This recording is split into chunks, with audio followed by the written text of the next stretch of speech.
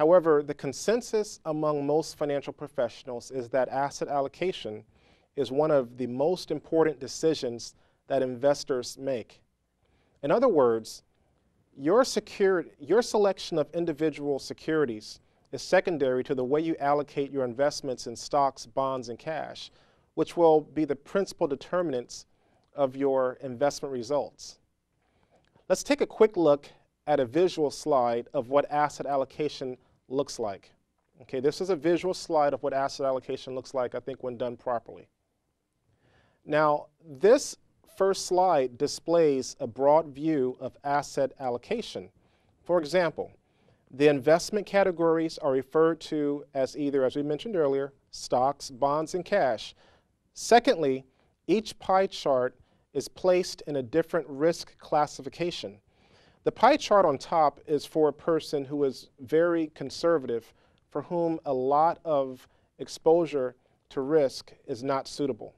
Whereas the pie chart on the bottom is for a person who is very aggressive, and they can tolerate significant declines in their portfolio in hopes of achieving superior returns at some point in the future. Okay, now, let's go to the next slide. The next slide that I affectionately call the quilt, this slide peels back the onion a bit more by drilling down into various categories for stocks, bonds, and cash. There's even a category for real estate. As you can see, each color on the chart represents a different type of asset class: large company stocks, mid-size, small company stocks, corporate bonds, international stocks, etc. Note that rarely does the top performing asset class in one year repeat the next. In fact, they vary radically. The example we have illustrated here tracks performance of international stocks over time. As you can see, it fluctuates quite a bit. Same for other asset classes. Okay, back here again. So, no one can accurately predict which asset class will triumph in a given year. That's called timing the market, trying to guess it.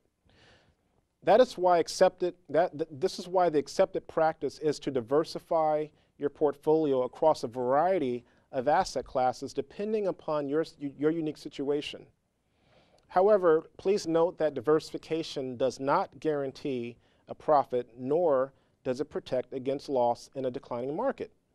This brings us to our next topic that is pertinent to asset allocation, which we will call asset class diversification. So again, recall our two topics was asset allocation and asset class diversification. Now, by now we know what diversification is and what it means. We understand why it's important. However, what impact could asset class diversification have on your portfolio? You may look at your investments, your 401k statement, and say to yourself, what is Martin talking about? I am diversified. Well, if that is what you're thinking, then I have one question for you. When you watch the evening news and learn that the Dow Jones Industrial Average or the Standard & Poor's 500 or the NASDAQ has moved up or down that day in a particular direction, in what direction does your portfolio move?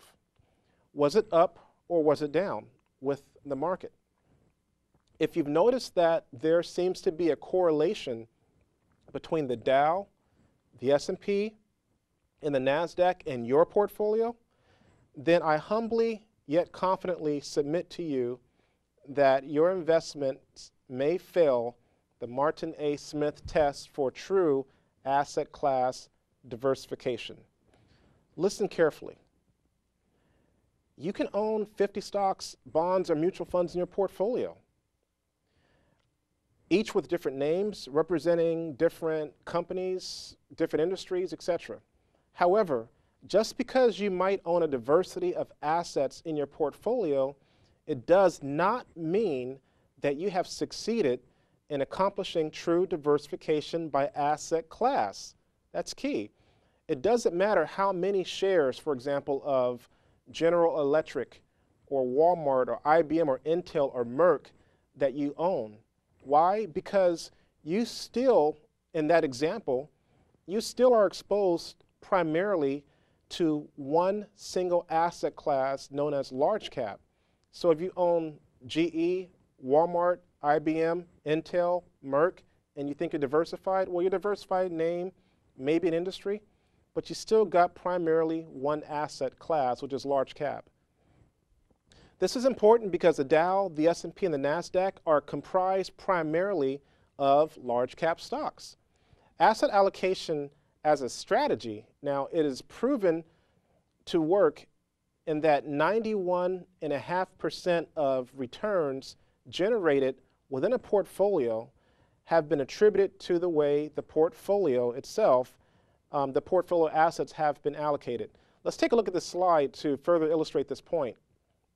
We said that 91.5% of the returns in a portfolio is attributed to the way the portfolio has been allocated.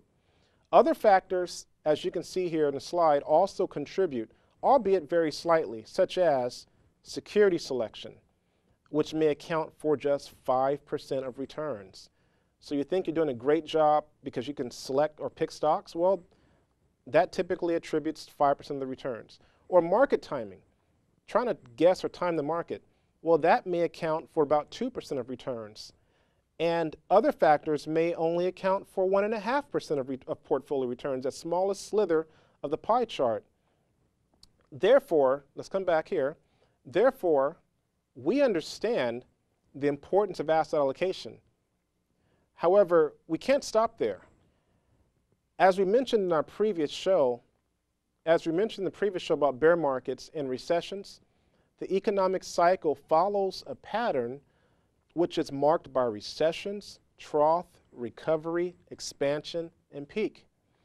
This is important because asset classes such as small company stocks or small cap funds, mutual funds, they react differently than large company stocks, that is large cap. And real estate as an asset class doesn't tend to perform the same way that mid-cap stocks might perform. Now, at this point, you may be thinking to yourself, what is that? Well, or why is that? Why is that? Well, it has a lot to do with interest rates and the impact that inflation might have on the cost of goods and services. You say, well, I thought I'm diversified and large cap and mid cap and small cap should perform the same way. Well, not necessarily, because interest rates and inflation will have a direct impact on the performance of your portfolio as a whole. Okay? So, for example, in our nation's economy, if our nation's economy is undergoing, for example, a prolonged season of expansion, also referred to as a bull market, like we had between 1995 and the year 2000, nice bull market there, consumers will have a tendency to spend more money. You feel wealthier. Conversely, consumers spend less money, or at least they should spend less money, during seasons of a contraction in our economy, sort of what we're feeling today, also known as a prolonged bear market, and in some cases known as a recession.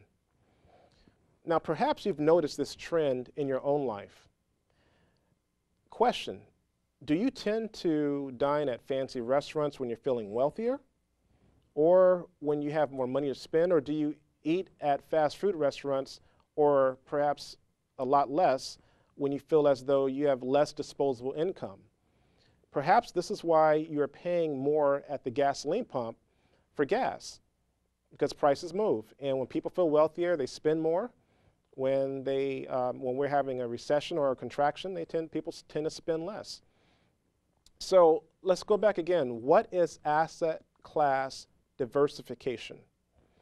It means that your portfolio, come back here, one more, come back.